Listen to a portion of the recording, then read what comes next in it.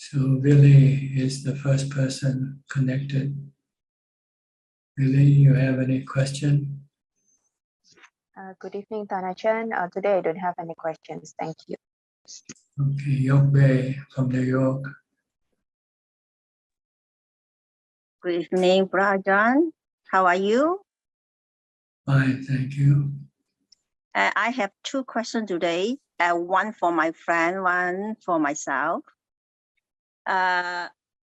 My friend, right, the son gets sick in the hospital. Can she help her son and do the dana in the sangha? If it belongs to him, if the money belongs to him and he has the intention of doing it, then he can give the money or so, and let somebody do the dana for him. But it has to come from his own initiative. But Kama said that using his money and doing, right? Yeah, it has to be his money, yeah, and then his intention. Okay. Okay, my next question is myself. If my father is already passed away, can I using my father's name and donate for the Sangha too? You can, but it doesn't make any do any good for him because it's your money. It's your merit. But you can share part of this merit to him after you have done the charity. You can dedicate the merit that you have acquired for him. You can do that. But most of the merit belongs to you. Oh, okay. Thank you. Okay.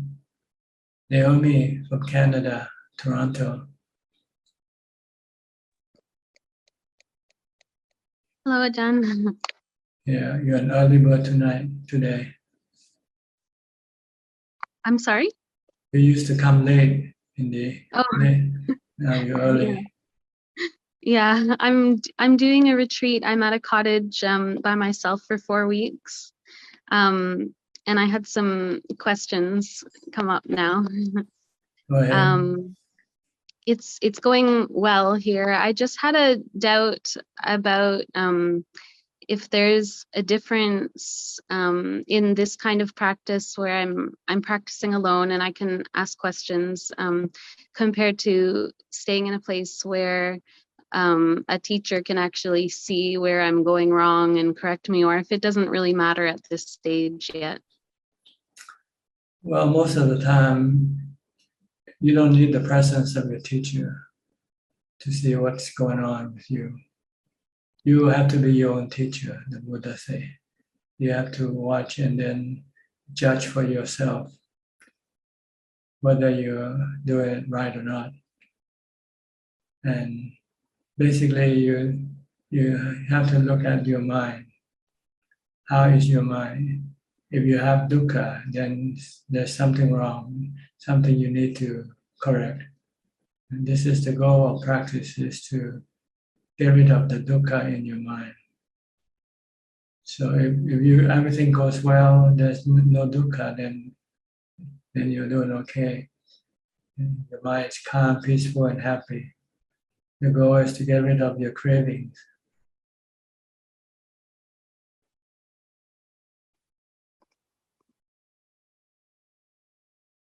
But maybe it's nice if you stay with a teacher also.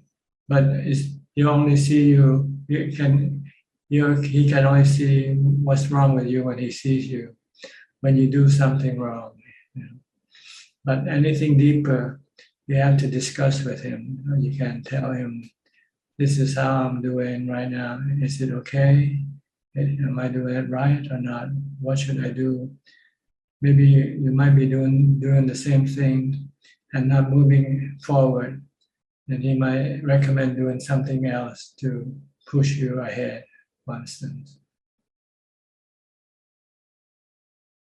So yes, if you can be near a teacher and you have an opportunity to discuss with him or her from time to time, not every day, you don't need to have discussion every day. when you have certain doubt, or you don't know what you're doing right now, what should you be doing next, so forth. Then maybe you can ask if you are near a teacher, but you can also reading the teaching of your teacher as a guide also, because some of the teaching are quite comprehensive in themselves. You just have to be study-wise. You have to you have to keep on studying, not just practicing only. You should also read, but not to the point where it takes away your practice time. You can read maybe 1 hour a day or something like that.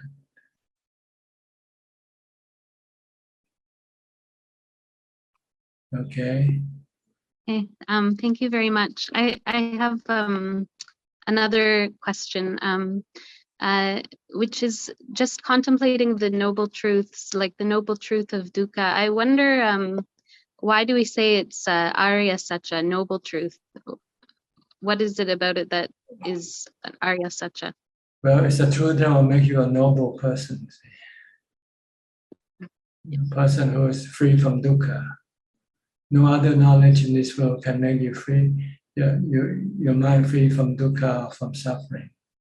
So they are considered mundane, low-level knowledge. Knowledge like in science, technology, computer, all of these things. They cannot get rid of your suffering, get rid of your mental dukkha. It's only the teaching, the truth, the Four Noble Truths. The four truths that will make you a noble, the four noble disciples comes from understanding these four truths. So these four truths is considered to be noble truths because it makes people who understand this truth to become noble beings, becoming a Sotapanna, Sakidagami, Anagami, and Arahant. No other knowledge in this world can make you to become a noble person. A person who is free from suffering, who is free from defilement. So maybe it's just a term to glorify the truth. You can call it just four truths if you like, You can leave the noble out. It doesn't matter.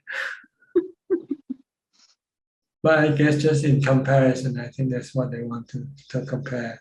That no other knowledge in this world, no other truth in this world can be comparable to the Four Noble Truths. So don't worry about the word noble. Just worry about how you use this truth to get rid of your dukkha, your suffering. And it's by giving up your cravings, stop your cravings.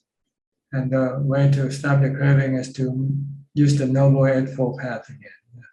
Use samadhi, use wisdom, use mindfulness.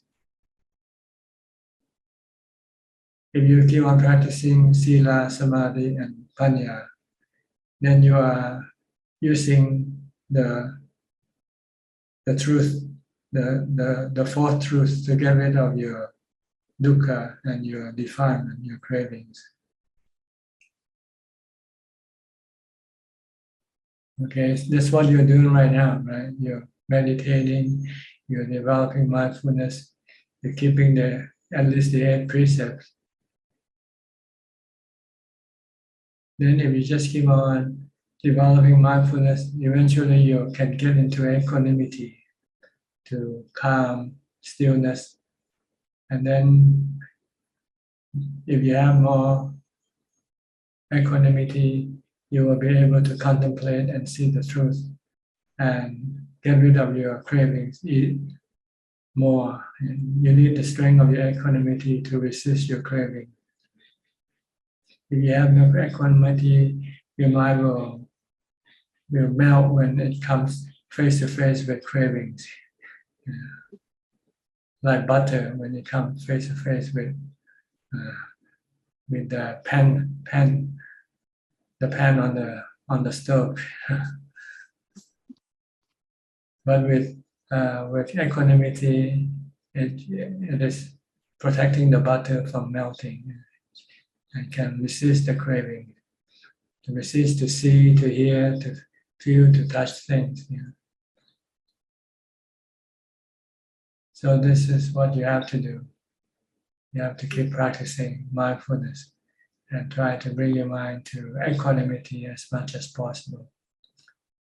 During meditation and when you're not meditating, you should also try to maintain this equanimity as much as possible.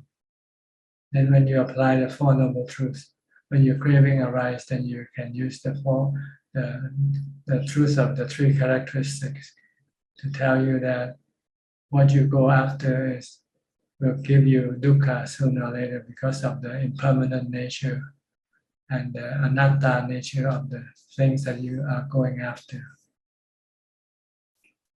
So when you see that, then you can use equanimity to stop your craving. And when you stop your craving, then no dukkha can arise. So this is what you should be always looking at, the Four Noble Truths in your practice. Where are you now? Which level of the Four Noble Truths? Mindfulness, equanimity, or wisdom? Now, it all contains in the Four Noble Truths, the cessation of suffering. Due to the practice of mindfulness, samadhi, and wisdom.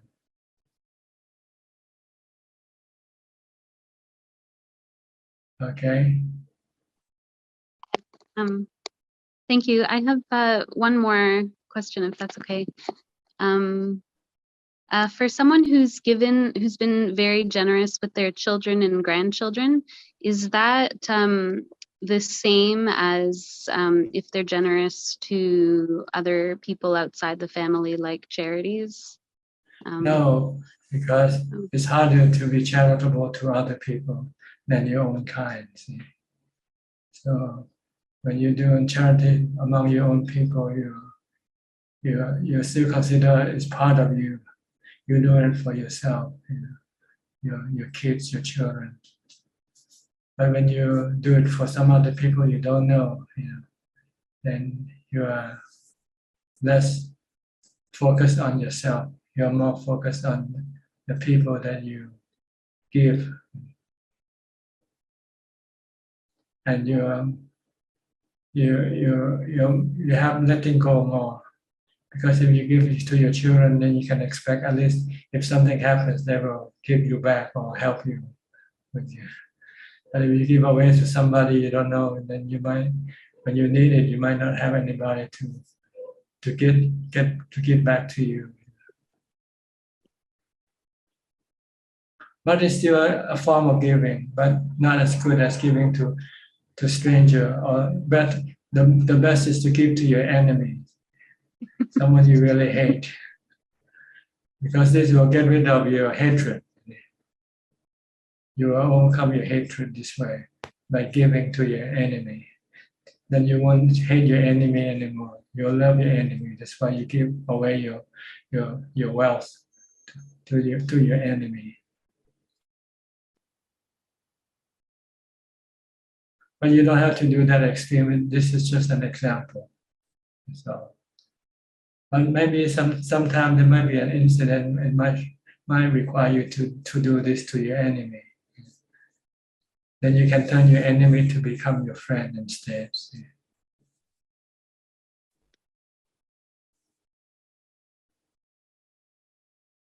Okay. Yeah, I guess I'm still. That's very helpful. Thank you. I'm wondering. So for someone, this isn't me, of course, but for someone who has been very generous with their children and grandchildren, would you say that's enough of a support of dana for their meditation practice? Well, as long as they are not attached to their wealth, their money, then that's the purpose really, and not to rely on their money for giving them happiness, like buying stuff, buying expensive things, or going on a holiday, and spending money just to make you feel good. This is not the good way of feeling good, because it's temporary and it is also addictive. It's a form of addiction. Once you start spending money to make you happy, you keep spending it, and then this can be stressful to you, because then you have to keep looking for more money to spend. Right? But if you give to charity, it's different, because it's not addictive, and it also gives you a sense of contentment. You're happy, and you don't need to go on a holiday. You don't need to buy a new set of clothes or anything fancy. You can live simple, and have just the basic necessity of life. This is the purpose of dana, is to get rid of your attachment and to get rid of spending your money in a way that will cause you to have problem, because you will become addicted to spending money, and then it will then force you to go look for more money. But if you just spend the money on just the basic necessity of life, you might have plenty of money left. Then you won't have to go work to get more money. Then you would have the time to go practice Dhamma. The whole purpose of giving is to release yourself from the bondage of money. Let's put it that way. Like the Buddha, he gave up all his possessions and just went and lived in the forest. He didn't have to use money to keep him happy. He used meditation instead. But if you still rely on money to make you happy, then you won't have time to meditate, to learn to meditate. And because you won't have the time, because you have your time, you have to spend looking for money, and then the other half of the time is spending the money. So you're caught in the world of spending money and looking for money. So you won't have time to go meditate.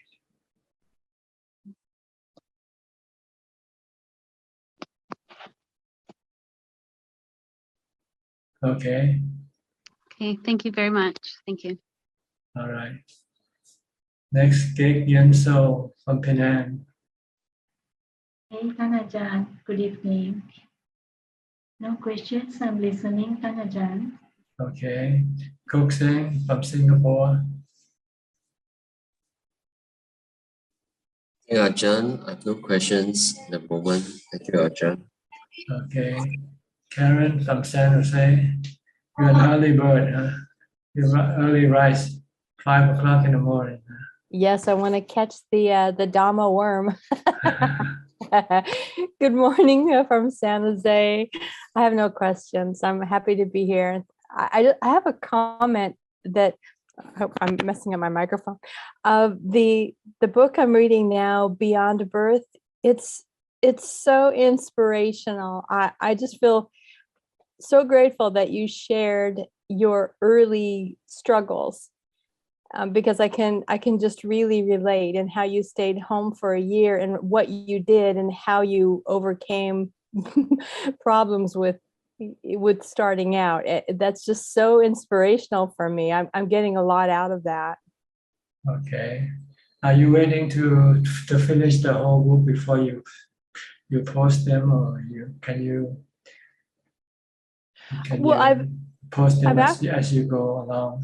I could, if you like. I wasn't sure. So sure, I've completed I think 12. There are 19 recordings of about 20 minutes. So yes, I could upload what I have now to your assistant, give them the link again, and they could start putting them up as we go.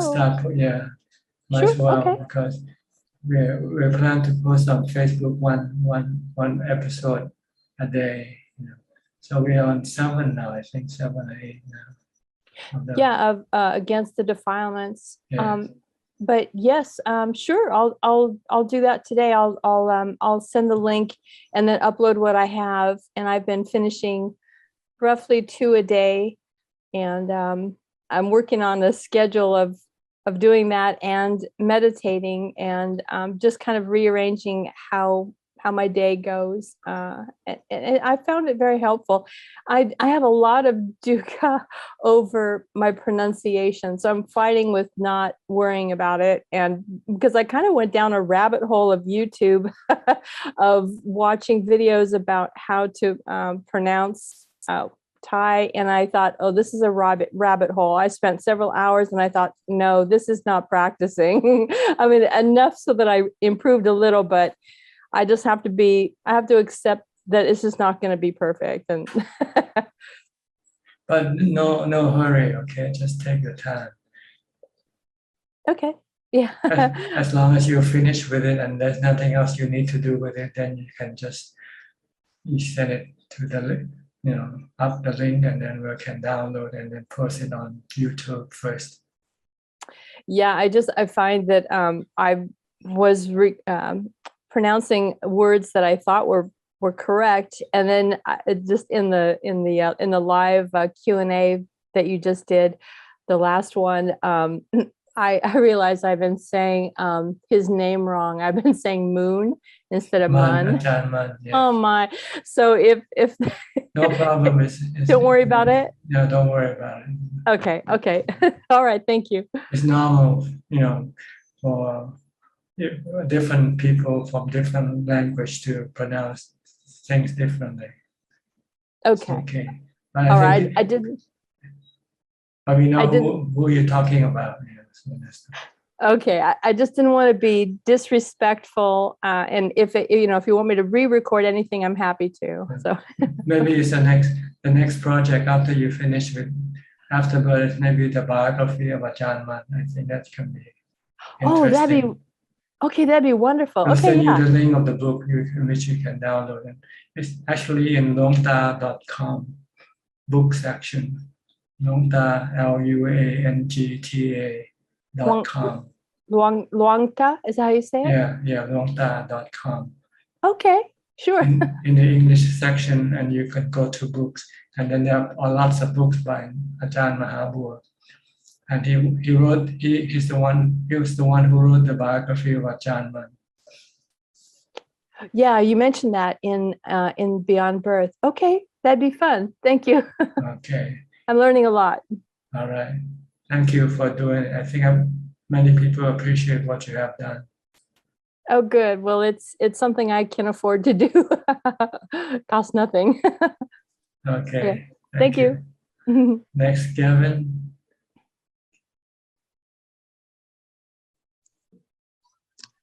Hello, Ajahn. I have no questions today. Thank you. Okay. Nanapat from Bangkok. ค่ะนมัสการค่ะท่านอาจารย์ no question right now ค่ะ Johanna from Indonesia. Good evening, Ajahn. I don't have question today. I'm listening to you. Okay. Prambalai from Bangkok, from Sriracha. That's the town where the name of the hot sauce came from. Yeah. Sriracha.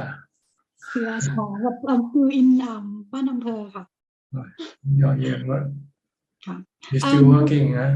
Still working ค่ะ but I just like already finished and I try to listen from and learning from the Dhamma for this class. Just only sharing to you about my practical for the meditation. When I going to the temple, right, and during waiting you to prepare registration and ready to present the food to you and the monks, I try to do the meditation, but I found that when I do the meditation at the Sala Chan, a lot of people there, and I think that I can close my eye and also like the talk that putto in my side. I found that the thought is so fast, right? But I can control that. Okay, I will not thinking about the other story, just like focus on putto. But from my ear, still hearing from like people talks. just like would like to know to let and learn something from Pra Ajahn นะคะhow to keep calm during the people talk aloud myself. Well, just keep reciting Bhutto, Bhutto and ignore everything. Don't pay attention to them. Pay attention to the mantra Bhutto, Bhutto only. That's it. That just only makes, if we do meditation allow people, it means that just try to make like a calm on that place, right? Yeah, you don't want to pay attention to them, because if you pay attention to them, then your mind can become disturbed by what they say. Don't thinking and follow them, but just like focus on Bhutto. That's right. Okay, I gonna practice for tomorrow again. Okay. Thank you. Malaysia Chan from Malaysia. Good evening, Ajahn. Today no question. Thank you very much. Anumodana sadhu. Okay. Alfredo from Brazil, Ubeka.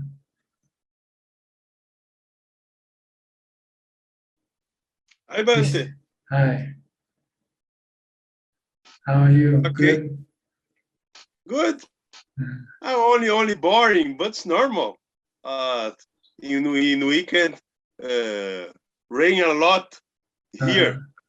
I'm in house meditating and give sankaras to do things, to do many to walking motorcycle or pacing.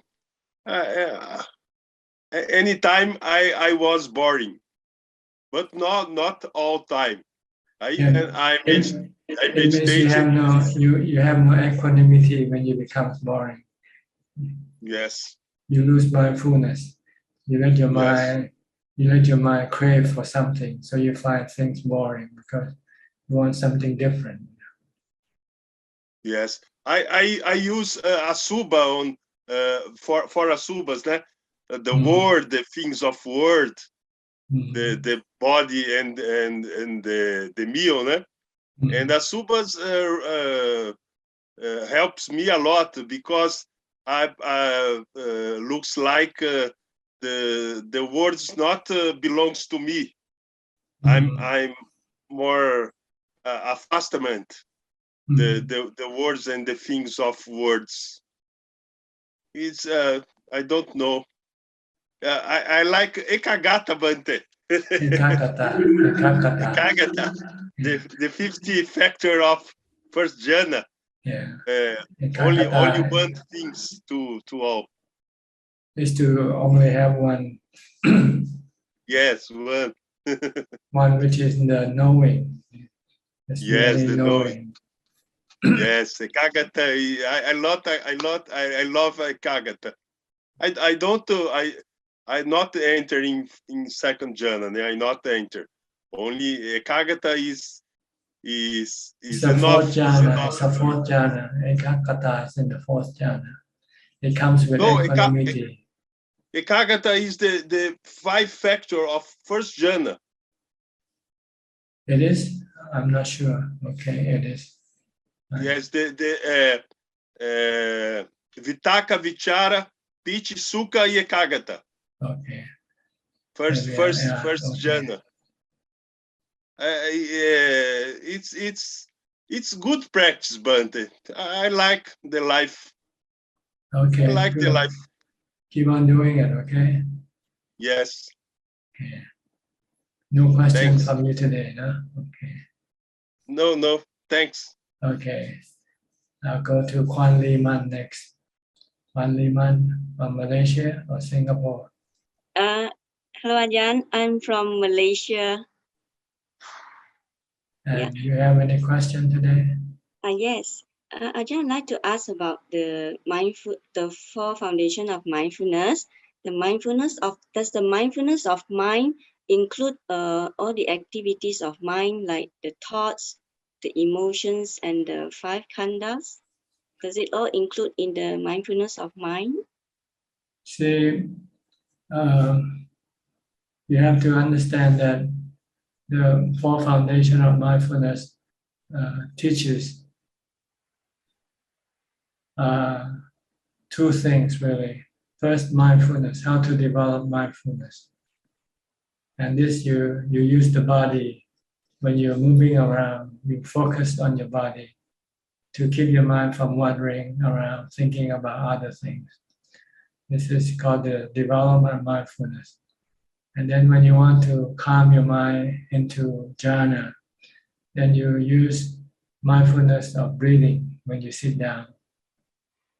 This is the first level of practice.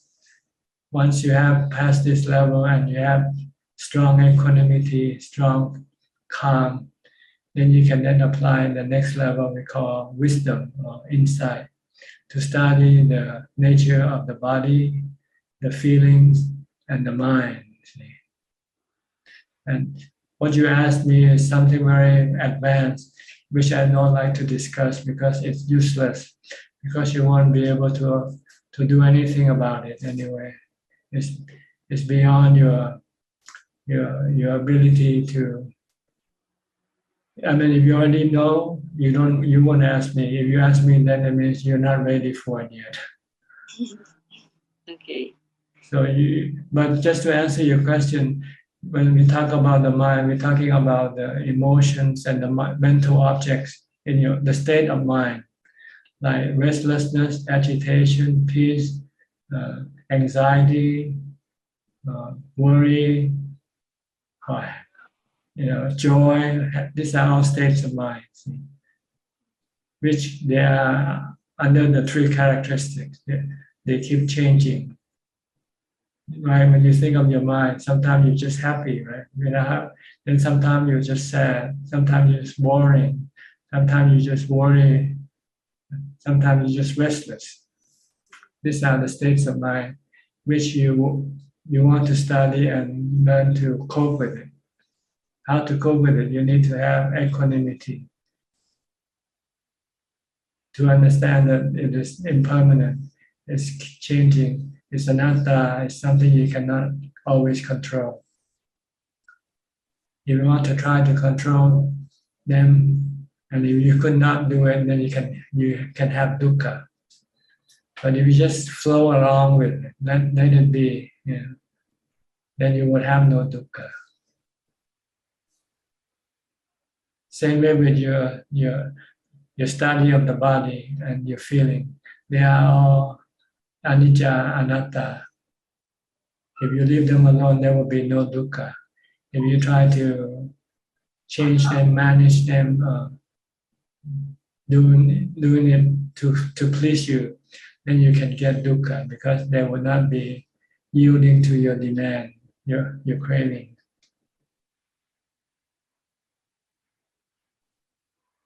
That's the level of vipassana, which comes after you have established equanimity first, jhana first. So right now, I think you should do the first step first, is to keep developing mindfulness by focusing on your body. Whenever you move around, whatever you do, just keep watching that. And then don't let your mind think, stop thinking. This is the first goal of practice. Sometimes we study too much and we think we are ahead, and we think that we are very far advanced. But in practicality, you haven't even started yet. Yes, that's right. It's only imagination about what you read, but you don't see what actually is happening in yourself, in your mind all the time.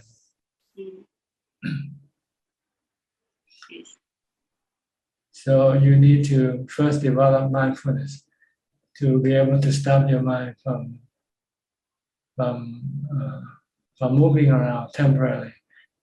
Make it stay put, make it stay peaceful, happy, And then the next step is to teach it to let go of the body, the feelings, and the mental state. Okay. Okay. Yes. Thank you, Ajahn. Next, Philip from Malaysia also. Philip. Good evening, Ajahn. I don't have any questions tonight. Just listening in. No question. Okay. Belinda from Singapore.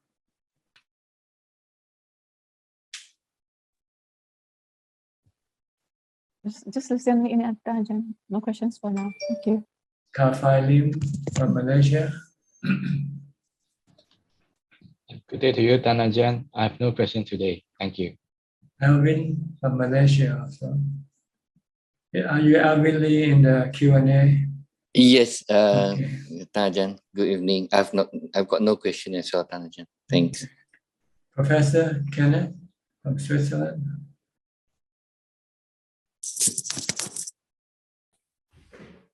Hello, Ajahn. Good day to you. Yes, hello. I have a question today regarding for a lay person who maybe is still working, but aspires to like reduce work or even stop working to practice more or full time. Is it necessary, or would you advise to already reach some degree of samadhi before doing that, or is that something that we do once we start the full-time practice?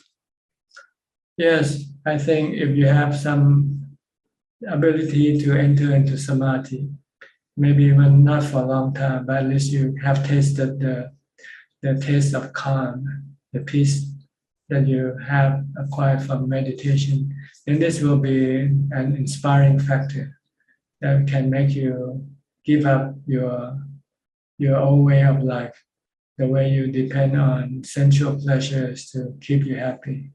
Because now you know that you can have another way of making yourself happy.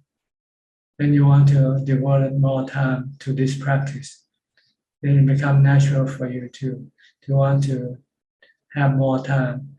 And the way to have more time is to work less and eventually to stop working altogether. So you can practice. Because once you know how to do it, then you can increase the amount of samadhi in your practice by devoting more and more time to it. You only have very little when you start because you have very little time to do the practice. But as you have more time, then you will get more samadhi. You get more calm and last longer and deeper. So this will inspire you to want to go all the way eventually and just devoted your whole time for the practice. So but if you haven't have anything, only just the resolution, you can do that. But if you don't get anything while you're doing it, you might become discouraged afterwards. Yeah. Okay. So it'd be nice if you can have something already before you started doing full time. So at least you know that you can rely on what you have so far to keep you happy. Maybe not all the time, but at least some of the time. Then not having anything at all and do your practice. And when you don't have any happiness, then you might get discouraged. Well, from my personal experience, I had some calm before I decided that this is what I want. I have at least tasted the peace and contentment that you get from meditation. So I wanted to have more of it. So I know what is impeding my progress is my working. Yeah. So I then decided I give up work altogether. Do it cold turkey.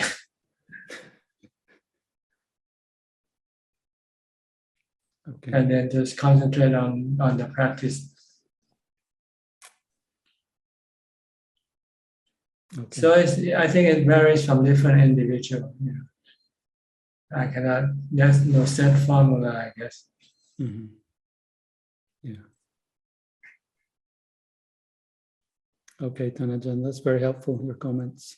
Thank you. Okay. Next, Sajalka from Silver Spring, Maryland. How are the storm now? Are they all passed? That we just my daughter I heard it's very cold now. cleaned up this It's below slightly freezing, better, right? slightly better. So in the sense, less shoveling. Yes, and it is cold, and outside is also very cold today even. Thank you, Tanajan, for your teaching.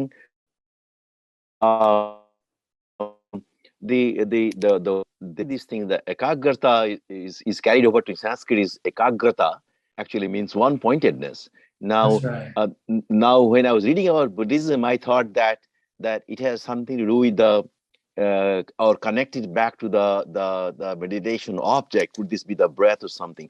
Could you please elaborate how you look at the ekagrata, how that fits into the practice, or what how does that kind of go together, so to speak?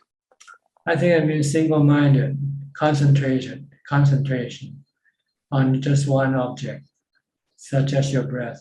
That's what it means.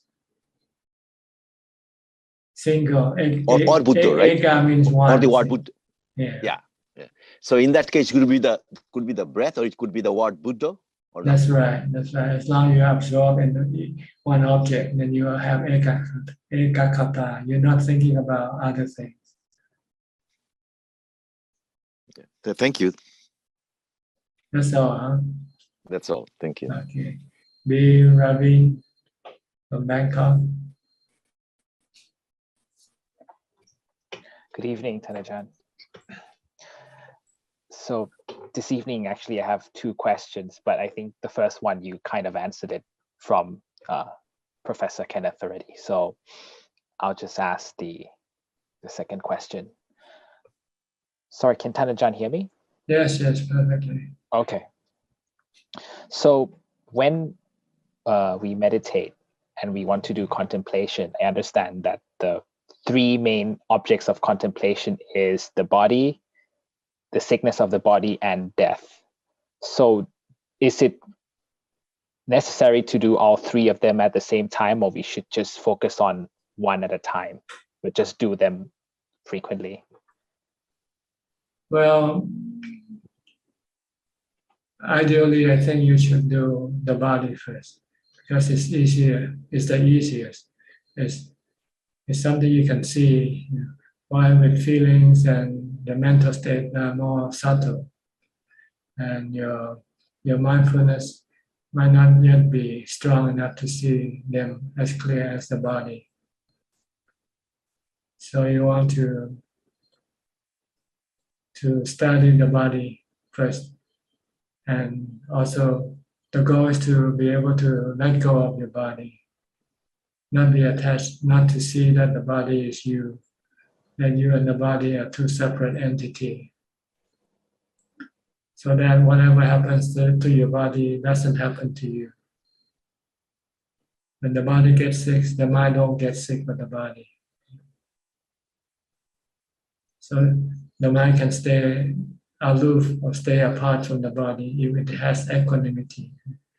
But if it has no equanimity, then the defilement will pull the mind to the body and to morph the mind with the body to become one.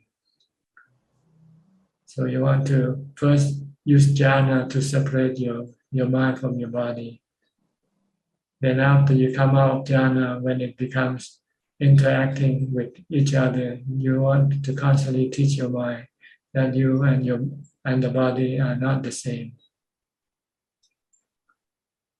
And then your body will have to get old, get sick, and die one day.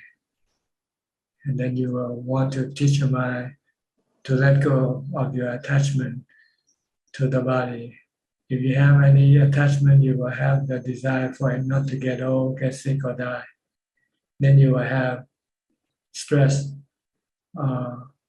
misery when things happen to your body. But if you don't have any attachment, have no craving for the body to be otherwise than what it will have to be, then you will not have any stress regarding the body. So this is what you need to do. See, this is the factors of Sakaya Titi that we're trying to get rid of. In the first level of enlightenment. To become a Sotapanna, you have to understand the nature of the body and feelings that arise from the body, such as painful feeling when you get sick, that they are natural phenomena. They're not something you can manage or control all the time. You might be able to control or manage them part of the time, but not all the time. So when you cannot manage them, you have to let it be. Then you will have no suffering, no stress. If you try to manage or try to fix, and you cannot fix it, then you will have a lot of stress, misery.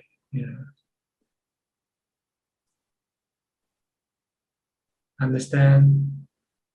Yes, perfectly. So letting go of the body will kind of automatically let go of the sickness and the death of the body. It will come. With the sickness also, you have to contemplate on the nature of feelings. Feeling that arise from the body has three types: good feeling, bad feeling, or painful feeling, and neutral feeling. And they keep changing back and forth. And you cannot always control and say, I want only good feelings. When you have a headache, you can say, I want to get rid of this headache. You cannot get rid of it. So you have unpleasant feeling in your mind, unhappiness in your mind. But you can get rid of your unhappiness of your mind or dukkha of your mind by accepting the headache. That this is the nature of the feeling that comes from the body. Like you accept it, like you accept the weather. Sometimes you have the hot weather, sometimes you have the cold weather. Okay? Yes, Tanajan. So it's basically seeing the five khandhas as impermanent. As anatta, also natural phenomena. You cannot really control your body. You cannot start the process of aging, sickness, and death. Don't ever try. There are many people who try, and they all fail in the past, miserably, with misery. The Buddha was smart. He said, "It's no use trying to change the nature of the body. It's better to change the attitude toward the body. That's all. Change your attitude toward the body to coincide with the truth, the true nature of the body. That is, anicca is changing, anatta not under your control. Then you will have no dukkha or stress. Yes, so that's why taking birth is dukkha, because having a body is dukkha, because the body will have to go through aging, sickness, and death. Correct? And that's another question. That's another thing. See, in order not to take the body, you have to stop using the body as the means of acquiring happiness through the sensual objects, through the sensual organs, like seeing, hearing, tasting, smelling, and touching. You have to stop using the body as a medium for your happiness and switch to meditation for your medium of happiness. Then you can then you don't have to rely on having a body to keep you happy. because you can be happy by having meditation. Then you won't have to come back and reborn with a body. But you have to get rid of all your sensual cravings. Anything that using the body to make you happy, you have to stop. Then if you can stop this, then you won't have to come back and have a body anymore.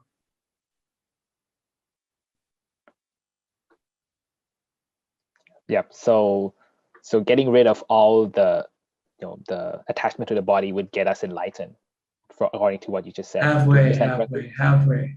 There's another half you have to get rid of your attachment to your mind state. So you still want your mind to be happy all the time, which it doesn't work either. Sometimes your mind can be depressed, sometimes your mind can be agitated, sometimes your mind can be restless also. So you also have to understand that this is the nature of the mind. Like you understand the nature of the body. Same thing, anicca, constantly changing. Anatta, not under your control either. But that's one step too far for you. First, try to get rid of your attachment to your body first. And the feeling arising from your body. Then you can then tackle the mind and the feeling arising from the mind.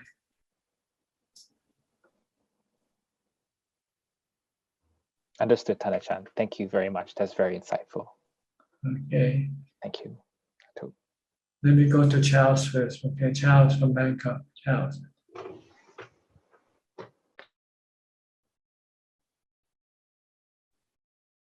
Hi, Ajahn.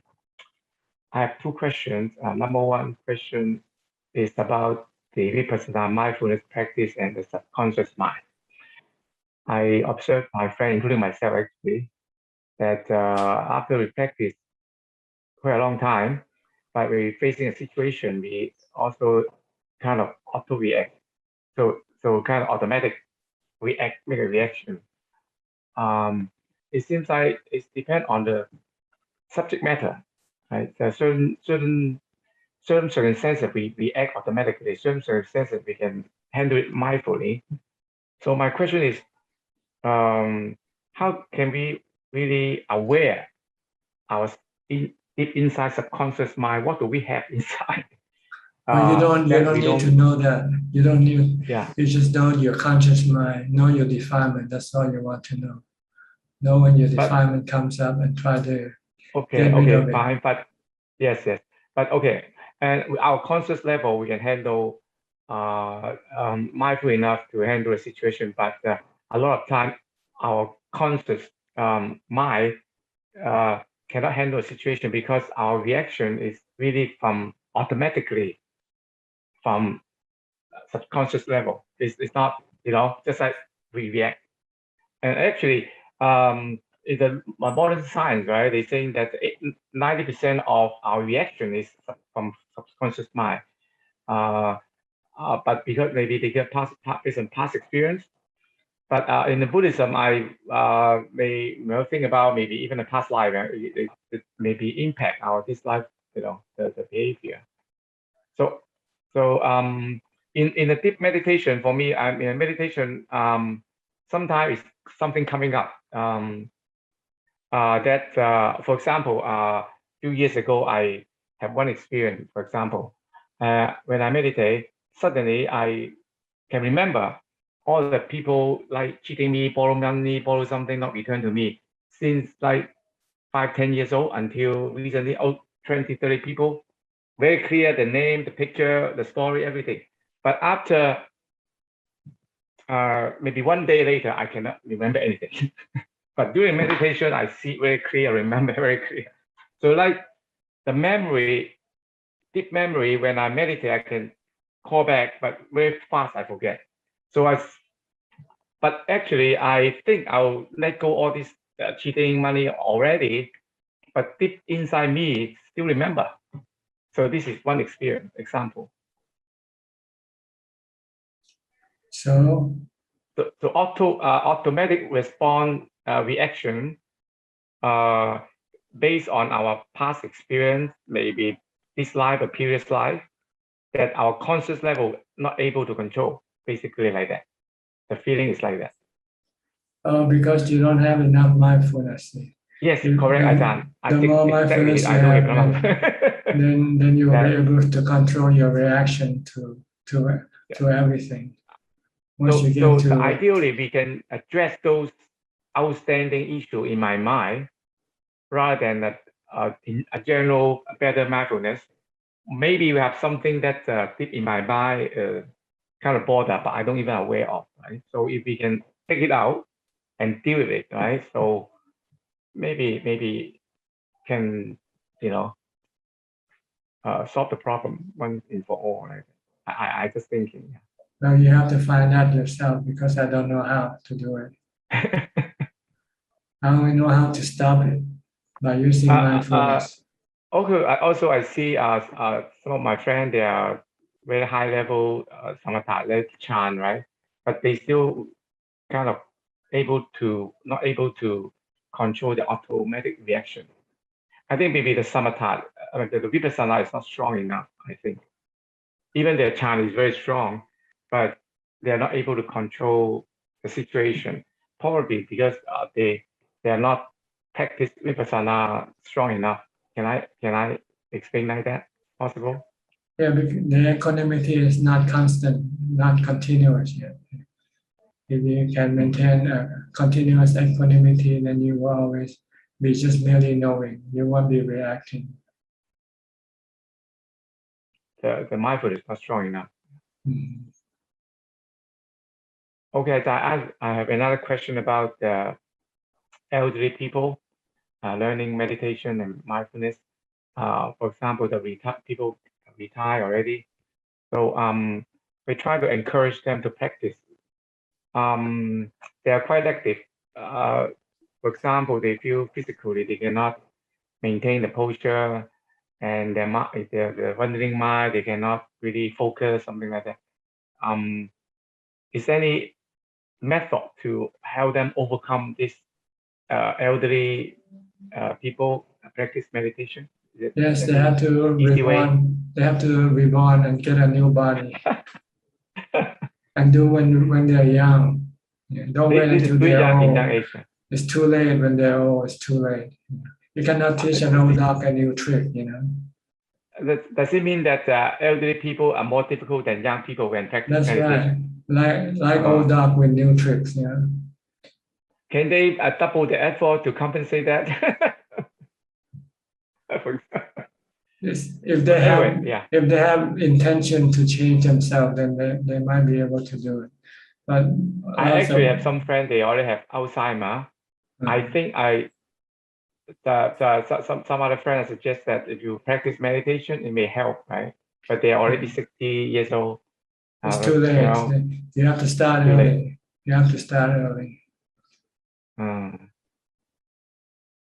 Okay. So even they do it, they still can do it, right? But very hard to achieve. It will be harder than when you're younger. The older you become, the more difficult it is for you to do it. Okay, then talk about the age, right? So, what age is difficult? Starting, we consider difficult to practice before 50 or before 40 or before 60. There is no fixed age really, because it depends on the status of the mind also. See how much mindfulness it had already accumulated from past lives. This will be the more determinant factor. Is how much you already have practiced in your previous lifetime. Okay. See, the more you have practiced in your previous lifetime, then the earlier you will start doing it. Yes. Because you are attracted to this practice. But if you have no previous experience in your past life, then you'll find it difficult to start even at an early age, because you will be pulled by your other activities such as sensual pleasure, seeking for sensual pleasure. can we suggest that we don't talk about the chant or samadhi, just like calm the mind and we kind of calm down, not thinking too much, and try to focus, and 30 seconds, 1 minute, right? That's helpful rather than, so we don't have a very high level target, right? But at least maybe avoid that Alzheimer, I think, yeah. Anyway, yeah. Okay. I think you should worry more about yourself than other people. Oh, don't wait that's until including my wife, actually. My wife cannot meditate. Well, just leave her alone. Let her watch movies instead. Yeah. She like watching TV series. Yeah. Yeah. But anyway, yeah. Okay. You cannot teach an old dog a new trick, right?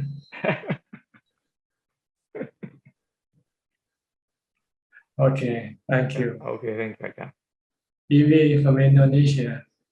Evie, you're next. Yeah, Ajahn.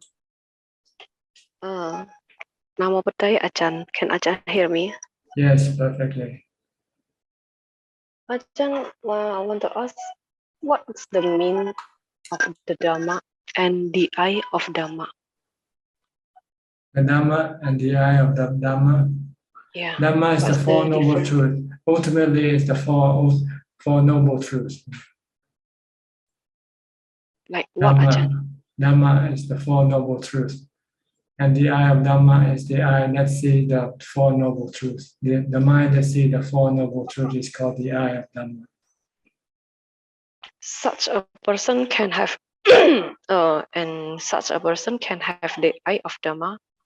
If you practice vipassana, then you'll be able to see dukkha, and you'll see the cause of dukkha, and you can see the cessation of dukkha, and you can see that the cessation of dukkha happens because you have wisdom and samadhi. And I feel Dhamma is like condition around us and very ordinary, not something like strange or supernatural things, right? Well, Dhamma has many meanings, many meanings. It can be the teaching of the Buddha, it can be anything. You can call anything Dhamma. Like Sabbe Dhamma Anatta, it means everything. Both conditioned things and non-conditioned things are called Dhamma also. But in this case, you mentioned the eye of Dhamma. So you're talking about the Four Noble Truths. Like we see a fallen tree leaf symbolizing the life of a creature that has ended, while the green leaves that are still in the branches are the life. This is called Dharma too, Ajahn. You see anicca, you see change in everything. Things rise and cease one day. Like a leaf, first they become green, they sprout, and then they grow, and then eventually they fall off the tree, right? So this is anicca. You can compare this to your body. Your body is also anicca. Yeah.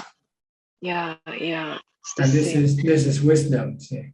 So this is the fourth noble truth, the Magga. This is the part of the noble truth, the Four Noble Truth, Ajahn. Yeah, it's the fourth noble truth called Magga. The path to the cessation of suffering. By seeing anicca, once you see things are anicca, then you don't cling on to them. You give up. When it's time for them to go, you let them go. Yeah, when I am very love my child. Yeah, but you might when lose I your child one meditate, day. When you lose your child one day, if you say, okay, anicca, then you won't feel sad. If you feel sad, it means you don't see anicca. You don't accept anicca. yeah, because I am very love my child, and when I'm meditating, I see the rotten baby, Ajahn. You don't see anicca. I see the rotten baby, and this is disgusting and make me scared. Not scared. It just make me because you don't have ubeka, you don't have ubeka yet. That's why you need to have upekkha before you can develop insight or vipassana. Because vipassana is something hard to accept, hard to see, you know, like seeing dead body, seeing asupa, seeing the separation. Yeah. So When you I need see upekkha the first.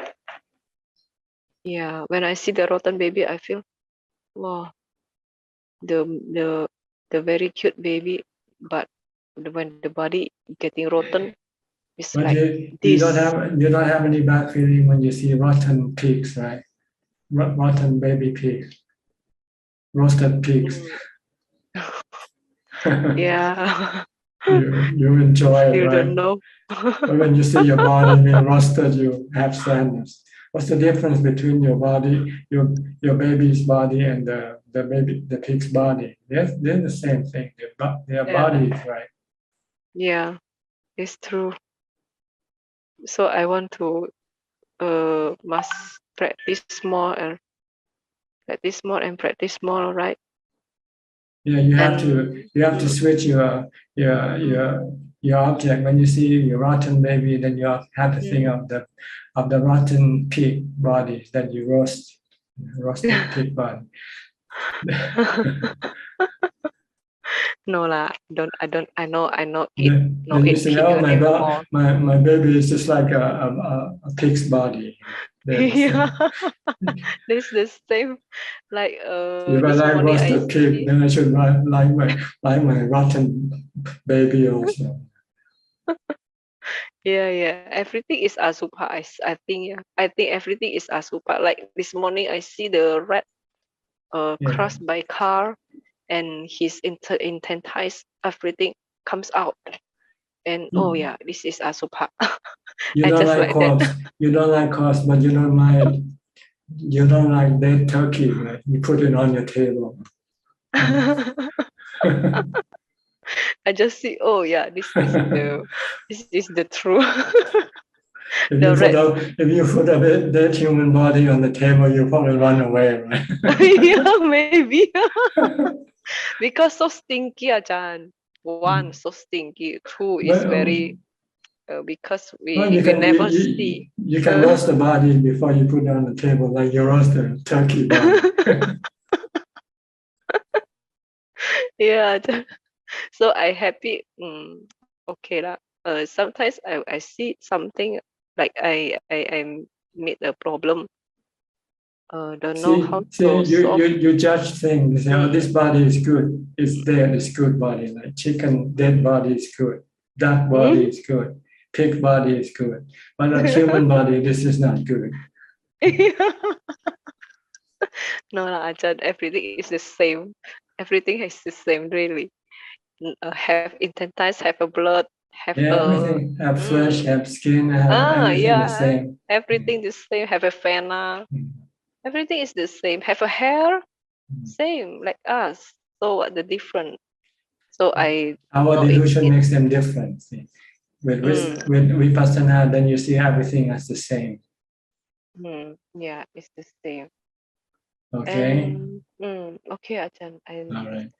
Thank you, Ajahn. So you need to upekkha first before you can contemplate on death and not being affected by the contemplation.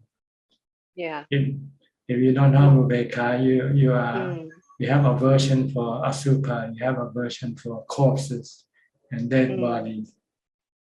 You cannot contemplate on the truth yet.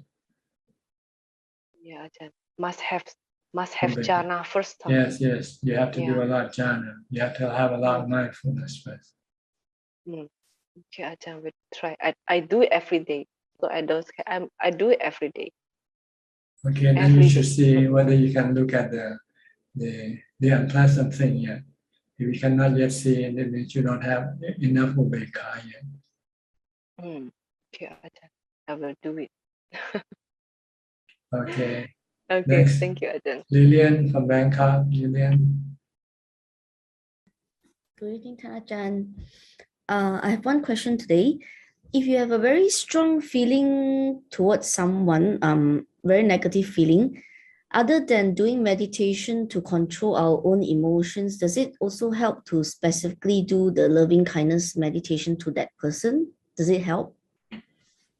Well, loving kindness is not meditation. You have to actually approach that person and show loving kindness to that person. Like maybe bring him or her some gift or give some money or something, you know. Okay.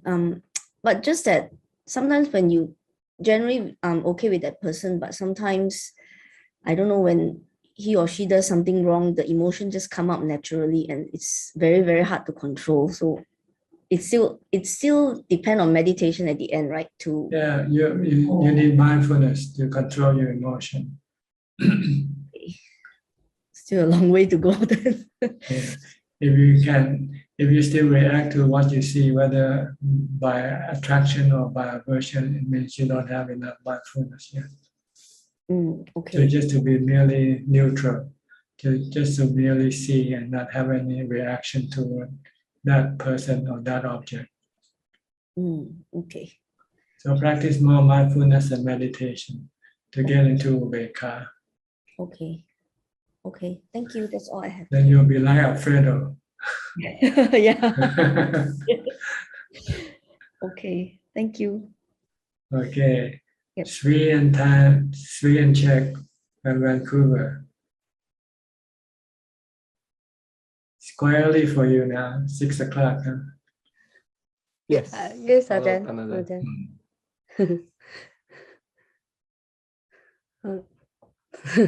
Ajahn, the you got me thinking about the dead body. Usually I'm not afraid of dead body because of my medical training, but just now you talk about like roasting the human body and put on the table. I don't think I can treat it like a roast chicken. I need more upeka. But surgery and things like that, no problem. But I think like if you put it as a food, I think I can't go that far. That's because our mind has been programmed that way too. But we have been programmed to look at animals' body as, you know, as acceptable on the table, but not human body. Yeah. That's all. It's just the way we were programmed.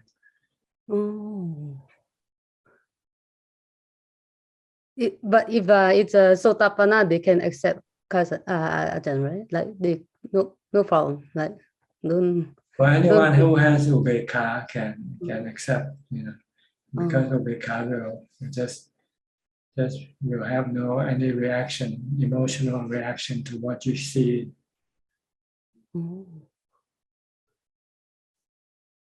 Yeah, it might be a good one to if you want to curb the food, like I don't know if it's a good one. If you want to curb like appetite, like to control the food desire. Maybe not. I'm not sure. Well, with food, you have to look at the negative side of the food. The food, when it enters your body, it will change from attractive to become not attractive to eat anymore. But when it's on the plate, it looks very attractive, looks very inviting. But once you enter your mouth, then it no longer becomes attractive to look at. So if you want to reduce your attraction for food, you have to think of the food in your mouth or in your stomach, how it looks like. Then your attraction for food will lessen.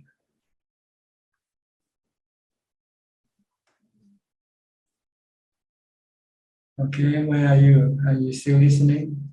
Yes, sorry, Ajahn. I'm trying to because I know people that can actually eat feces, so I thought, but this is maybe even more diluted mind, right, Ajahn? Like this. Well, like, there's some tribal people who eat. They are cannibals. They eat human body. Yeah, they can. Yeah. If they were trained like that from the time of birth, you know, then they take it as natural. Like we Asian, we were trained to eat rice. So rice is something natural for us, but not bread. Same, the vice versa. With the West, they are trained to eat bread and not rice. So eating rice is something different. It's just a matter of training, really. This is just like a condition since birth. Yeah, since birth, we've been conditioned to eat a certain thing because our parents feed us those things. So after eating it for a while, we become more or less attached or attracted to them. And if we have to eat something that we haven't eaten before, we will have a sense of aversion for them.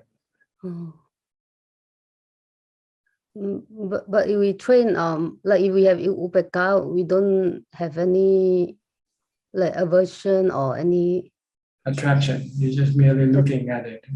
Oh. Okay. Okay. That's a good glimpse of yeah. Okay. Any question from you or from Sri? Ajahn, I don't have any question today. Yeah, thank you for the teaching. Thank you, Ajahn. All right. Who's next now? Gary from Singapore. Gary.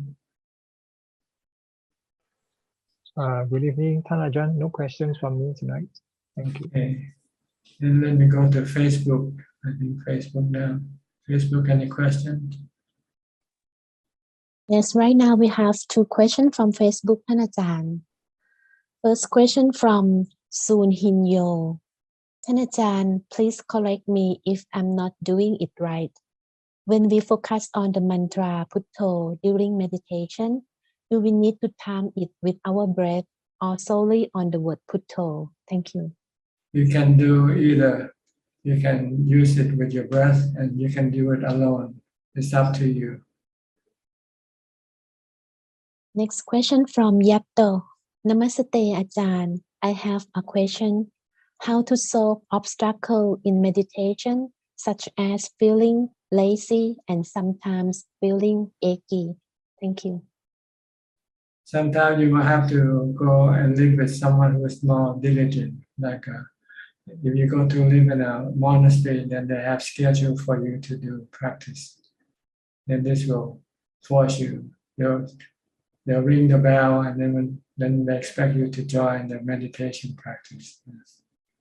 If you cannot do it, if you cannot push yourself, then you have to have somebody else to push you for you. That's why sometimes people go into what you call a meditation retreat, right? Goenka 10-day practice. So they have a schedule. You get up at 4 o'clock, you meditate, you walk, you chant, and so forth.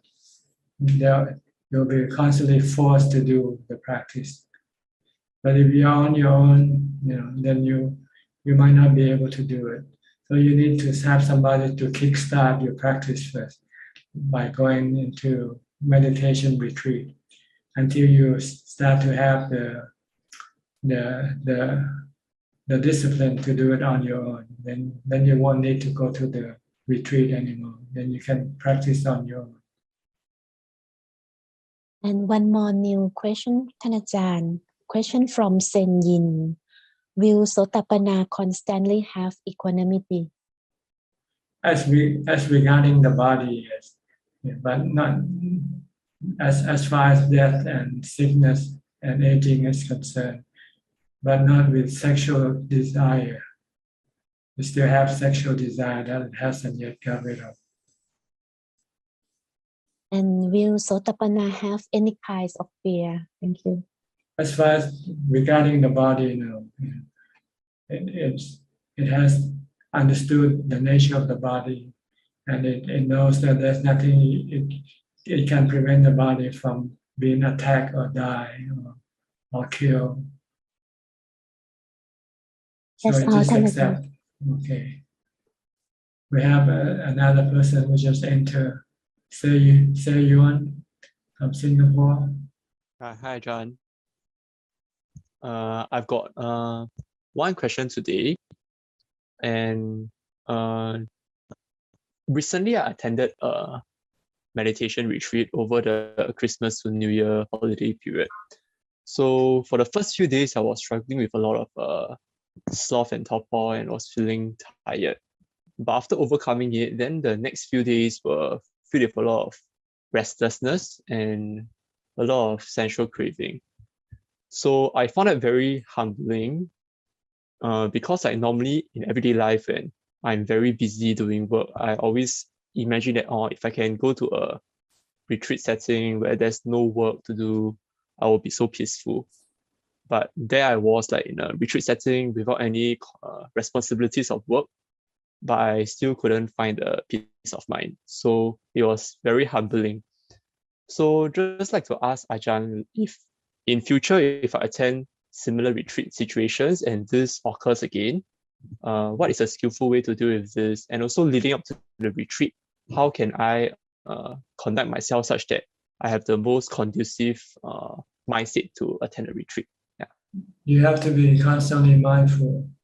You should start being mindful from the time you get up. Start reciting a mantra or keep focusing on your body. Don't let your mind go think about things that you don't have to think about. See? The cause of your swinging back between laziness and sleepiness and restlessness is because the lack of mindfulness. So if you have mindfulness, then your mind will become calm and under control. So you should spend a lot of time on just being mindful. From the time you get up to the time you go to sleep. Try to always be mindful, especially in a retreat in which you don't have to think about other things. And just either keep focusing on what your body is doing, or you can recite a mantra to stop your mind from thinking about other things. Yeah, because I feel if you don't do this, then your time in a retreat will be useless. Yeah, because now I feel like because we are all working from home, it is very easy to seek sensual distractions and sensual pleasures to distract myself from any dukkha that arises from work, because it is so easy to access it. So I feel, yeah, sometimes the mind is not strong enough to go to Buddha or just to watch the body, but I will try, Ajahn. We'll continue making effort. That's why you go to a retreat, because then all the sensual objects are very far away for you to reach. Yeah. So then you don't have to rely on your practice to keep you calm and peaceful. So mindfulness is very important for beginners or for everybody.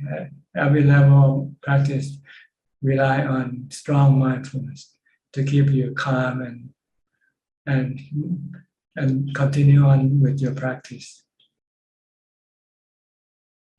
Yeah, because I realized that my mindfulness is not very strong. A lot of times when I'm doing something, I say, okay, I will start reciting Buddha. But then the next time I realized that, I was supposed to do, but then somehow, yes, I've lost it. So it happens a lot of times. But gradually I'm being more mindful of these situations and trying to make effort. Yeah. That's right. Okay. Does this thank you, answer Ajahn. your question? Yeah, I'll continue trying. Thank you. Okay.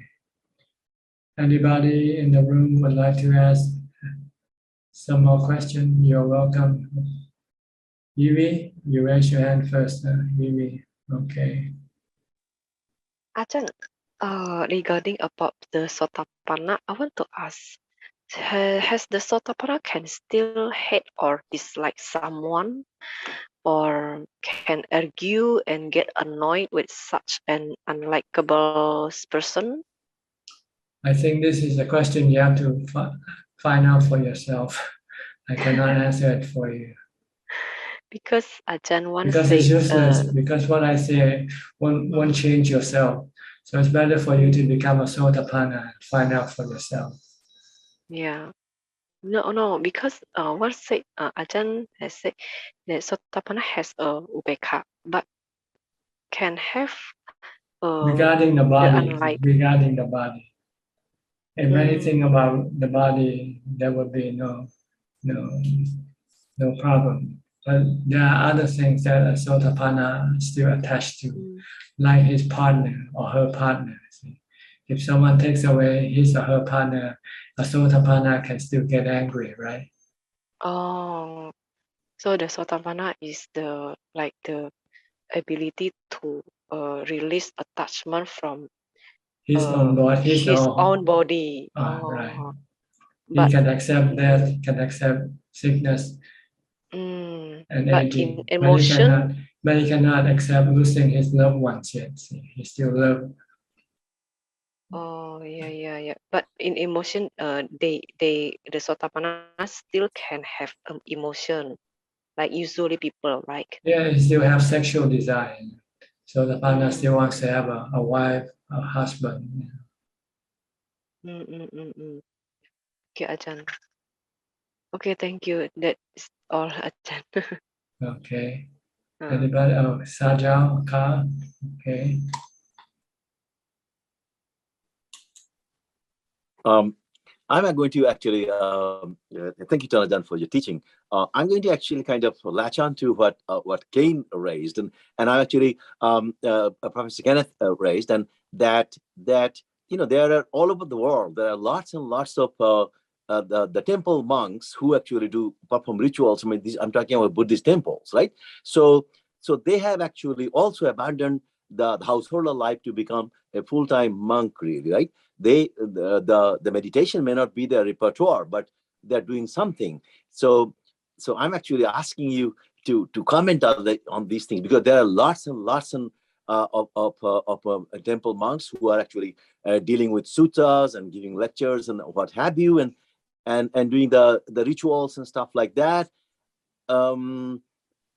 Are they kind of, because they are not in the forest tradition, their meditation is not the primary object of these things in their mind, are they then wasting their lives? On the other hand, suppose just like Buddha was actually he had children, right? He has a full-blown life. Then he walked away from that life, right?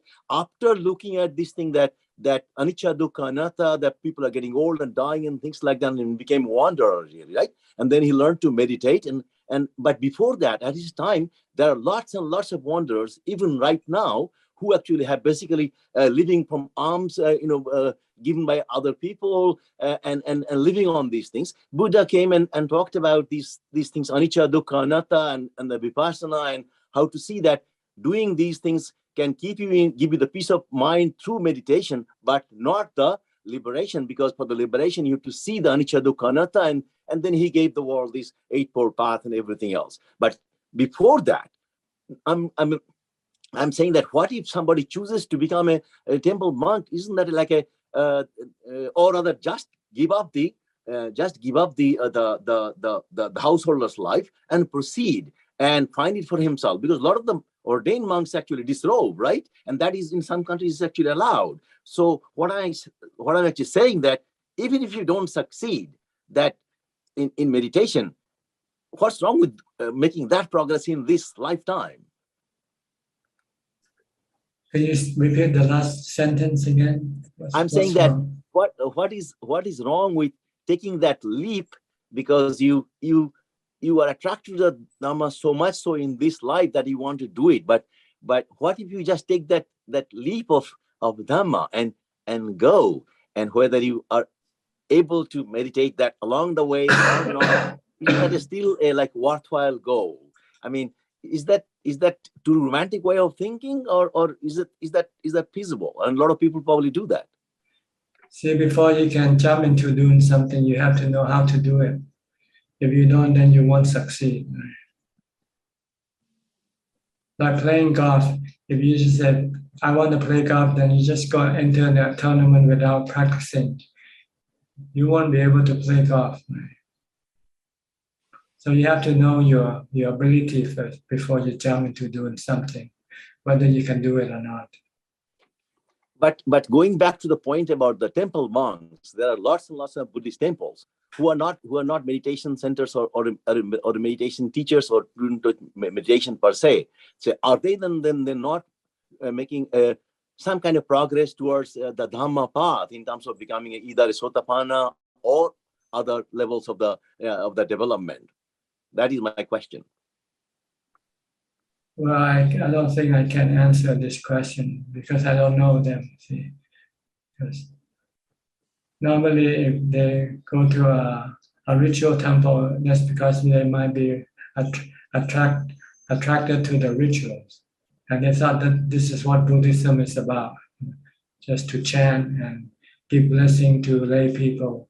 And some lay people go to temple to accept blessing from monk, and they thought this is the way how Buddhism works. You go to temple and you offer some money, some charity, and then you get blessing in return. And that's it. You see, that's what happening to a lot of temples in Thailand. This is what people believe in. They don't know anything about meditation. They don't know anything about the Eightfold Path, the Four Noble Truths, and so forth. Because they never study, and they've never been told to study either. They just say, just offer dana, give monks food, and then monks will bless you, and your life will be good. And that's all they wanted, a good life. Okay. Yeah, thank you, Tanaja. Very beautifully explained. Thank you very much. Only accept those people who have a chance to study the teaching of the Buddha and understand the Noble Eightfold Path. And these people will be attracted to the forest traditions. Okay, so there are two paths in Buddhism in Thailand, at least, the forest path and the city path. Which path you want to take?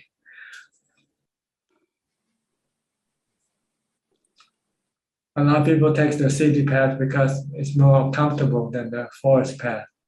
With forest path, you can only eat once a day, and you live with village people, poor people, and you don't get the kind of food you get from the city people. So you notice that city monks are much fatter than the forest monks. Okay. Thank you, Tanajan. Thank you. All right. Anybody else? Charles? Okay. Raise his hand. I have a question regarding Chan and sexual design. There are some discussion, some saying that in order to achieve Chan, kind of completely eliminate the sexual desire is a prerequisite. My question is that true that in order to reach Chan or Chan in Chan Chong level, that we must totally eliminate the sexual desire? Not totally. You have to abstain from sexual activities in order for you to be able to pull your mind to jhana. If you're still involved with sexual activity, then you won't be able to have the mindfulness to pull your mind into jhana yet. That's why you have to keep the 8 precepts if you want to practice jhana. You have to abstain from sexual activity with your partners. Then you will have the time to concentrate on meditation. If you're still doing both, then you'll be running back and forth. 1 hour you have sexual activity, and then 1 hour you go to meditate. not that far, but I think technically, like in the Mahayana tradition, right? Because Chan is it's a path you go to, the other place for when you rebirth, right? So that place doesn't have female and male like that, right? So theoretically, you must be, not even interested in sex in order to go to that place. So that's why I say if you go to at the Chan level, we should be totally forget the sexual design. That's the justification. I don't know whether it makes sense or not. That's right. They are 2 separate parts. They don't go together. It's like hot coffee and cold coffee. You don't mix them, right? You either have hot coffee or cold coffee. If you mix them, then you don't get hot or cold coffee. You just get lukewarm coffee. Okay. But actually, I have friends. They are really in China. They are not interested. But even I ask them, "Are you interested?" They don't know. I never think about that because I'm not interested anymore like that. But doesn't mean they are not capable to do it, right? But they are not interested anymore. No, They're more because happy by, you know. maybe they're happy with what they have. They're happy with the hot coffee, and so they don't care for the Yeah, cold yeah. coffee. Yeah.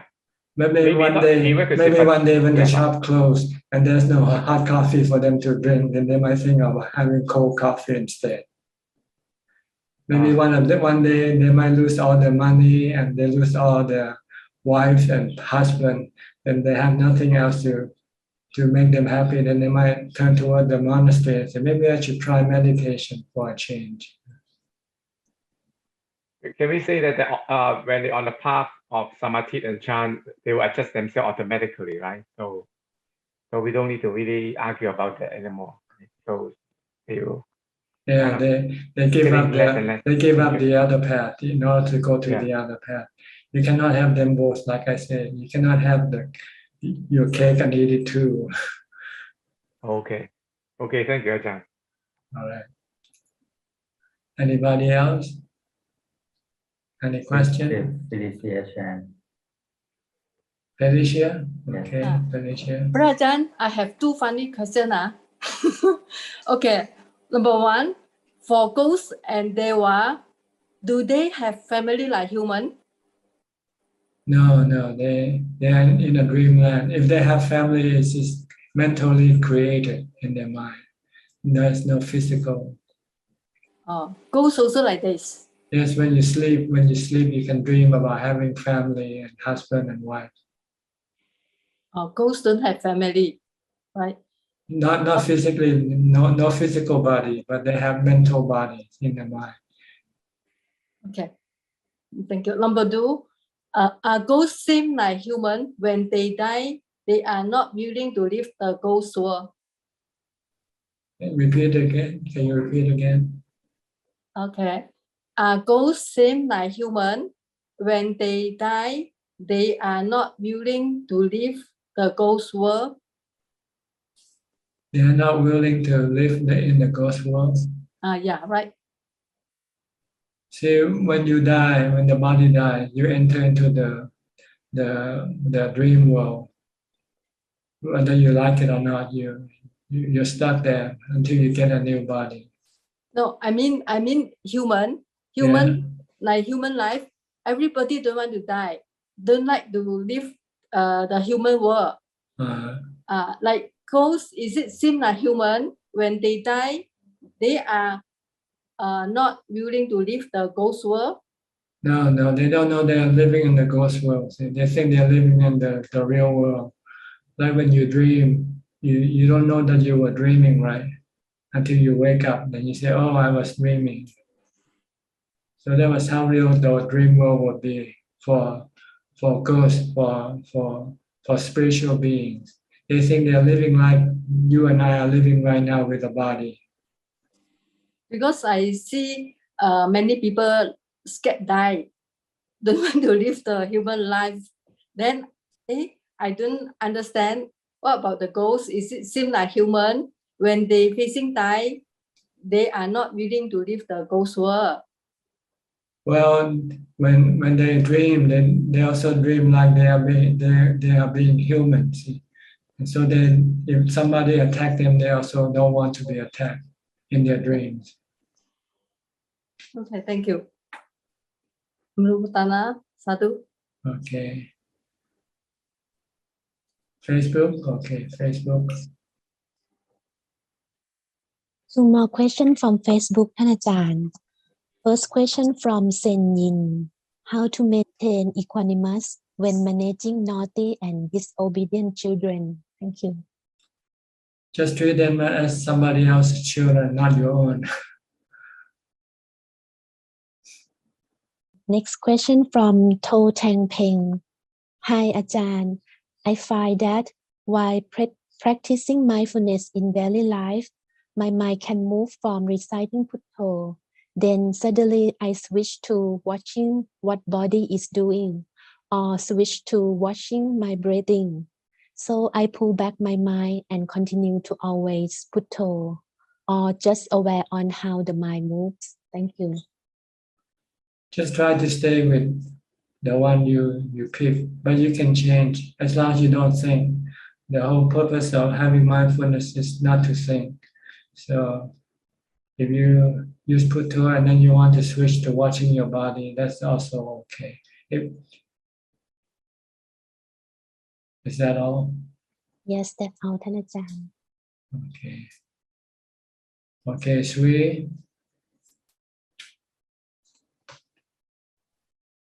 Hello, Tan Ajahn. I have a question.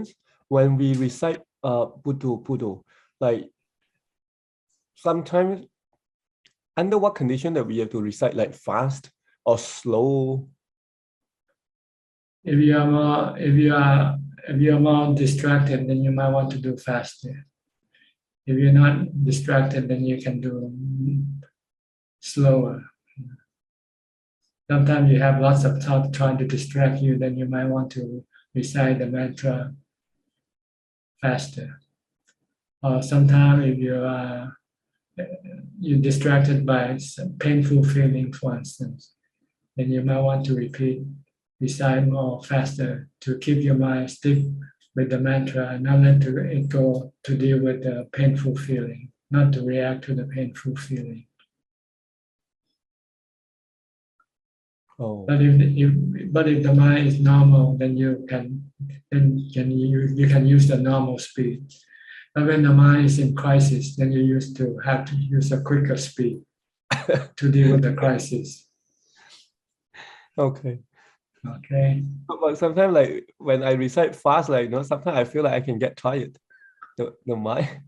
Well, have to keep doing it. Well, it depends on why you want to recite fast for. See. There must be a purpose for reciting fast.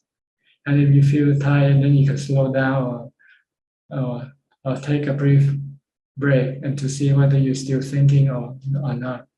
If you're not thinking, you can take a brief break and stop reciting and just watch your thoughts instead, watch your mind instead. Am I thinking? If I'm not thinking, I don't need to recite. If I'm thinking, then I should start recite the mantra again.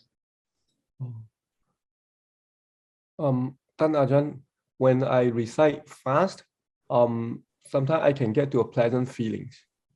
That's why so. Okay, and the goal is to get to the pleasant feeling, and any way you do it is fine. Yeah, but of course sometimes I get tired, but then it can get to a pleasant feeling. If you get tired, then you stop. You stop, or you slow down and see what happens.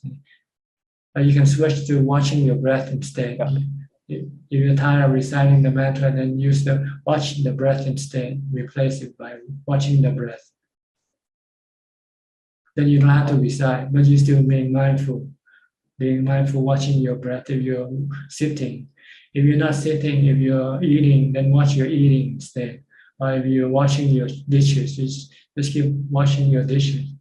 Keep washing your dishes instead of reciting the mantra. So the purpose, like for us, of course, is to improve our mindfulness, right? So when it's to stop thinking, to stop your mind from running away from the present. Your mind doesn't like to stay in the present. It likes to go think about the past, think about the future, think about over there. Now I want to be here now. So you want to bring it back to the here and now, to the present. And just to be merely knowing and not thinking about anything.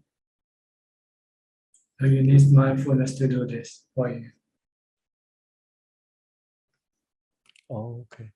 And Tan Ajahn, when we talk about mindfulness, like if one didn't get to first stage of enlightenment this lifetime, but keep practicing will mindfulness help him in his next life? Like let's say if we become a ghost, like will stronger mindfulness like help? Yes, mindfulness will go with you. Whatever you accumulated in your practice, go with you. So even one is in a ghost realm, if like he has some stronger mindfulness than others? That means he can jump out from that realm faster, or? Well, in your dream, you will react just like the way when you are awake. Your mind doesn't differentiate between sleeping and awaking. The mind still react and still perform things the way it used to do. If it has more mindfulness, then it will act with more mindfulness. If it has less mindfulness, it will act with less mindfulness in the dream. Oh. Okay. Yeah, that's all. Okay. Ajahn, may I ask a question, please? Please go ahead. Ajahn, can you explain Nati Santi Parang Sukang? Well, it means there are no other type of happiness better than the happiness from peace of mind. Santi. Santi is peace of mind. Nati Peace of Santi. mind, is it equanimity, Ajahn? It's jhana, really, jhana. Jhana, when the mind becomes still, or samadhi. Samadhi. Appana samadhi. When the mind stops thinking and be merely knowing, and accompanied by ubekha. So it doesn't mean nibbana, Ajahn. It is temporarily. It's temporary. It's the same as nibbana. The difference is nibbana is permanent. With jhana, you can only stay there for maybe briefly, or maybe longer, maybe 1 hour, 2 hours. Or somebody with strong mindfulness, they might be in jhana for days, maybe. Some yogi, I heard they can enter into jhana for 1 week or something like that. But they still have to come out. But with nibbana, you can have permanent equanimity, permanent santi, permanent samadhi. The mind is always calm, peaceful, and neutral.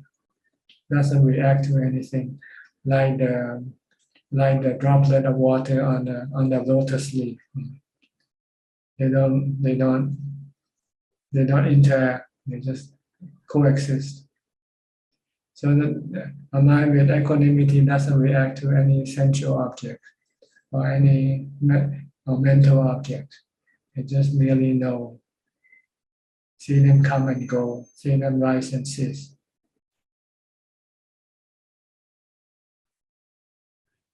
I really like the description, Ajahn. The drop of water on the lotus, you said just now? Yeah. Yeah, it's very beautiful. That's the description of Nibbana. A mind with Nibbana is like that. See? It doesn't suck all the water into the leaf. The leaf doesn't suck the water in. Not like paper, especially absorbing paper. As soon as you drop a droplet of water, it's sucked into. This is the mind of people who still have defilements. As soon as it comes into contact with anything, it will suck in with attraction or aversion.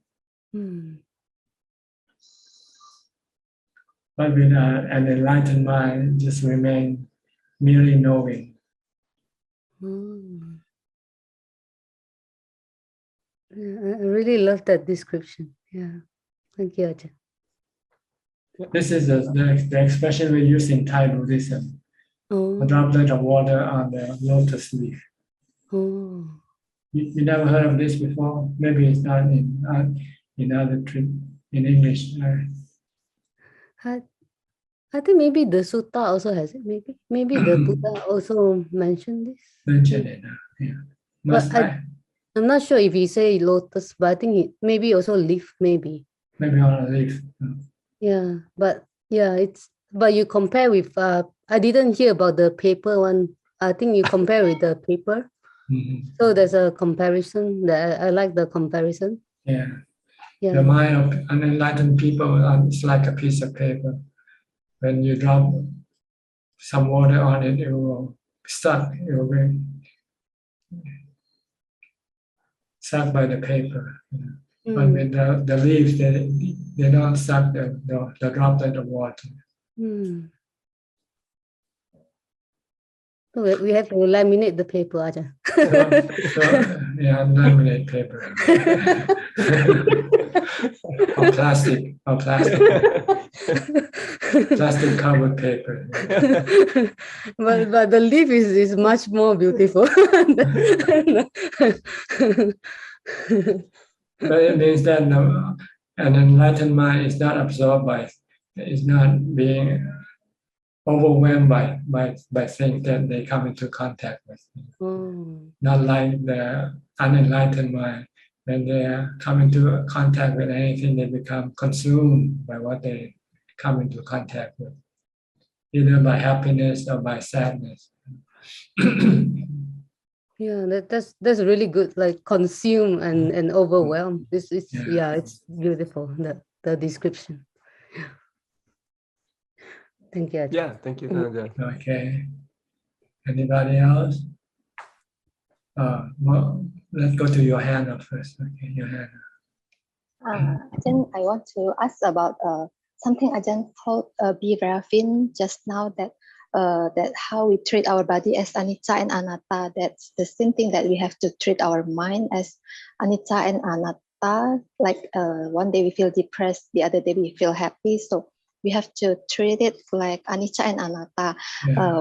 One thing I want to ask is, I have this habit that whenever something come across my mind, like the day when I feel depressed, I have this tendency and habit to find out why do I think about why do I feel depressed today, and the same thing also goes to when my mind is feeling happy. Like I have this habit to always find out why am I feeling happy. But after I just said that we should treat our mind as anicca and anatta, that's something new to me, and I want to ask Ajahn, is it really this way that we should do treating our mind?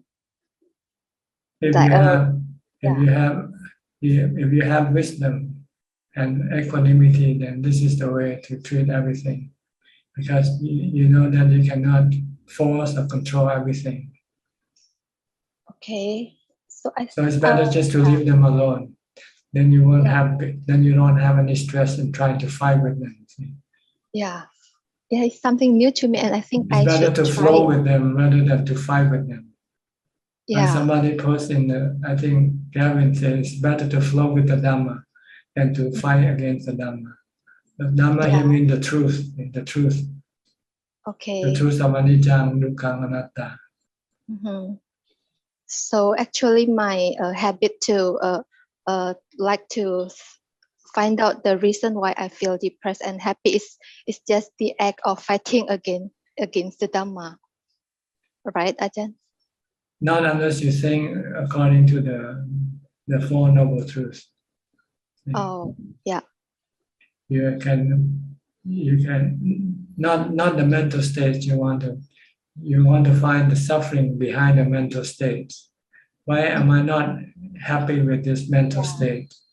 Then you can use wisdom to investigate, and you'll find out because you don't like this mental state. You want it to change. So you're not happy with this mental state, like depression, for instance. But if you accept that depression comes and goes just like everything else, then eventually it will go. Then you just leave it alone and let it write itself out. You don't get depressed all the time, right? Yeah. Sometimes it's happy, sometimes it's just sad, and sometimes I cannot find the answer why. So, see, when you have depression, you also have dukkha behind. And when you investigate, you want to get rid of the dukkha, not the depression. Yeah. The depression comes and goes by themselves. You cannot force them to go away. But you can use your investigation to get rid of your dukkha behind the depression. And there are two things happening at the same time in your mind.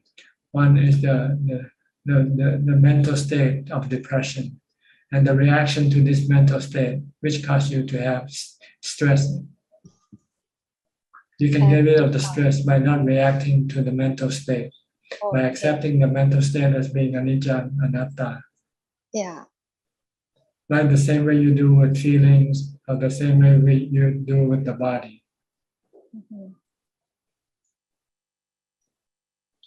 Okay, Ajahn. Yeah, I think yeah, that answer question is a really insightful for me too. Yeah. So if you have mental states, and if you're not struggling with it, then you don't have to do anything. If you struggle and then you are doing it wrong, you should not struggle. You should just flow with it. And to see it just like anicca and anatta. That's right. Okay. Okay, Ajahn. I understood now. Thank you. Okay. Facebook, you have more questions? Okay. 3 more questions from Facebook, Ajahn. All questions from Sen Yin. First question is, keeping to more precepts in Sila will assist one to reach Sotapanna. Thank you. Not the precept alone. Precept help you to free you more time to do meditation. If you don't keep the precept, you might go and drink and you get drunk and then you won't have the ability to meditate. But if you keep the precept, you don't drink, then you will have the mindfulness to be able to do the practice. So precepts support your meditation practice, and your meditation practice is the one that will make you become a Sotapanna, not the precept itself. And the second question is having more precepts and sila on top of practicing mindfulness and equanimity will help progress better on the liberation path? Thank you. Yes, the more precepts you have, like monks, we have 227 precepts. This stops us from doing almost everything. The only thing we can do is just to meditate. Everything else is prohibited.